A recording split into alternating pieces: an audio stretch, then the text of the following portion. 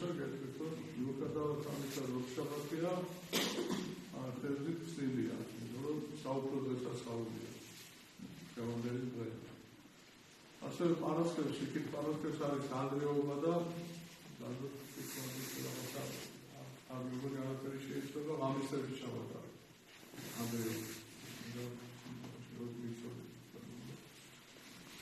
ჩვენი მონასტრის არულის მინანის ხსენება და ალბათული ვართ ასევე ესეთი ერთობით ვიყოთ მონაწილეობა ამსახურებაში. კიდევ ერთხელ გილოცავთ დღევანდელ დღეს ყოვლადღე ქრისტიანებმა დაგლოცოთ საკუთარ გადაყვანის მისი პაროლება არ მოხლებოდეს. ეხლა თქვით ეხლა გავგაურებ რომ უდიდესია მისი ძალა. უდიდესია მისი მეოხება ქრისტიანაში.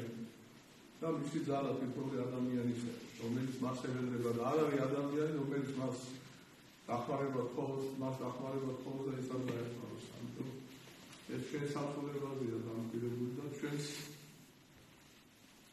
მუდმივ ბედრებაზე. რამდენადაც ეს ჩვენი ბედრება ღვთისმშობლისადმი არის მუდმივი და არ არის ცოტა ისეთი იშვიათი არ უნდა იყოს. ეს ხშირად საწუნოების შედეგია. ამიტომ ადამიანი რომელსაც გადარჩენა უნდა, ის ხშირად და გაუძლებით ევედრება დახმარებას იმას, ვისაც ეს შეუძლია.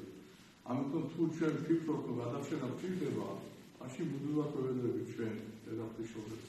თორემ ეს არის ადამიანი ჩვენ შემთხვევაში ვფიქრობთ, რომ გადარჩენა არ ჭირდება. თუ რამე გააკეთა ადამიანმა, ჩვენ უბედურება რაშია, რომ რატომ ეწამებოდები ჩვენ სულიერ ცხოვრებაში. ჩვენ უბედურება რაშია, რომ თუ რამეს ვაკეთებ და რამე გავაკეთებ და დავინახავ რომ სხვა ამას ვერ აკეთებს, ისთვის გავაკეთებ სხვას და ხელს გავუშვებ მისკენ და გვეცილება ძალები, სულიერი ძალები და ვაკეთებ კი არა იმაზე უარესად ვიცევით შემდეგ მე მანამდე ვიყავ. ამიტომ ამას ძალიან დიდი ყურადღება შეიძლება. აი დღევანდელ საქმეებში როგორ არის მოცემული რომ მართა და მარიამი რომელიც უფლის ფეხებთან გადაისმენდა და მართა რაღაცას ამზადებდა. მართას მდგომარეობა საკმაოდ სულიერ იყო, კარგი იყო, მაგრამ მარიამას თვითონფარი ამბობს უკეთესი ნაწილი ამოიჩია. და მართა გაგიზიანა, რომ დაინახა, რომ მარიამი უფლის ფეხთან იდგა და სიტყვებს ისმენდა და უფალოდ ამეხმაროს შეუძლება და თან ეუბნება, რომ რავისთვის ჟურნალში პოსტარდა მარიამ უკეთესი ნაწილი ამოიჩია. მაგრამ ეს იმას არ ნიშნავს, რომ ჩვენ რაღაცა მუდმივად რაღაცას ვკითხულობდეთ და ამას ავაკეთებდეთ სახლში, განსაკუთრებით დედაკაცებს. დედაფრიშობელი შეხედოთ, ის მუდმივად შრომობდა, საქმიანობდა. მიუხედავად ამისა, რომ მისი გონება და გული მუდმივად ღმერთთან იყო, ის ყოველთვის ის არ იყო რაღაც ისე მოწყილად და შრომის გარეშე და უშუალოს გარეშე და საქმის გარეშე. არ ზამოსობდა ეს პირიქით. არა მოდა რომ ის და ახლა ლოცვა უნდა თქვა და ამიტომ უფრო მეტად ლოცვაში უნდა მივიღო მონაწილეობა ლოცვებში და ამ საქმეში. არა ეს საქმიანობა კიდეს თავდაკიდეს, სოლდაკიდეს არის ყველაფერს აკეთებდა რაც შეიძლება. ამიტომ იყო ესეთი შემთხვევა იყო მონასტერში, როდესაც ერთი ბერი მივიდა სტუმრად ერთ მონასტერში, დაინახა რომ ბერები შრომობდნენ, მუშაობდნენ და ამან თქვა რომ რატო შრომობდო? წინამძღოლს უთხრა ბერები რატო შრომობდენო?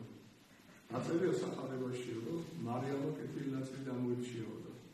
მართასო შრომო, ვაირამეს უფალ არ დააფასაო. ეს ნამდვილად ეს არ იყო აქტუალურად არის განმარტება, მაგრამ და წავიდა და ეს კერიაში გამარტოვდა, ითხოვა სადაც კერია მომიწვია და გამარტოვდა, რამოდენმე თვითონ დარჩენილი იყო მონასტერში.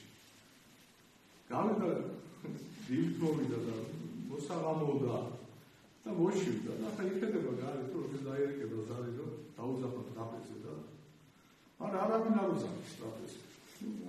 აღამოგიდეს და ცოტა გული მოვიდა გაბრაზდა და მივიდა წინამძღოლს და თქვენ ვართ რომ საჭმელს ვაჭავთო და წინამძღოლმა კი როგორ არა რამო დღეში რამოდენიმე ჯერ ორჯერ მაგის ხო და აქ თელევიზია ახალობა არა სადაუზებია შემთხვევაში და სკოლის პატივისცემ არის იყო და შემოკეთილი ნაწილი ამოიჩიო არ გინდა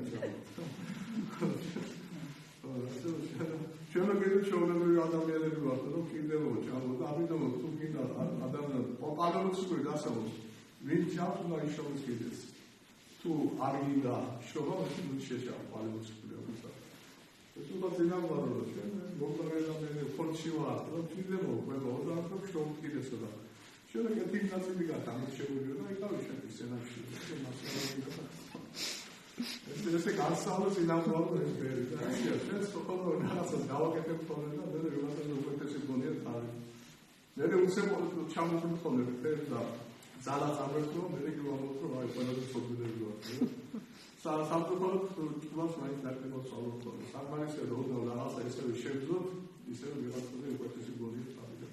ეს სიმბოლოებში უნდა იყოს ადამიანები და ერთი კიდევ მნიშვნელოვანი რაც არის რომ ჩვენ ვიცით რომ იოაკიმეს და ანას დედაფიშობლის შობლები შვილი არ ყავდა სიბერეში მიეცა და კათოლიკური სამყარო ამას ეს ძალიან მნიშვნელოვანია დოგმატური საკითხია ეს არის ღვთის გმობა ფაქტურად ღვთის გმობის პოლფასია კათოლიკური სამყარო ამბობს რომ დედაფიშობლის უბრალოდ ჩაისახა ანას სიახში და საერთოდ შემთხვევაში ამის თვალ შეიძლება შეულებრივია ჩაისახა. დედა და მამაკაცი და დედაკაცის ერთობის შედეგად ჩაისახა. უპირისპიროდ მხოლოდ მასწავლარი ჩაისახა დედაფიშობის სიახში.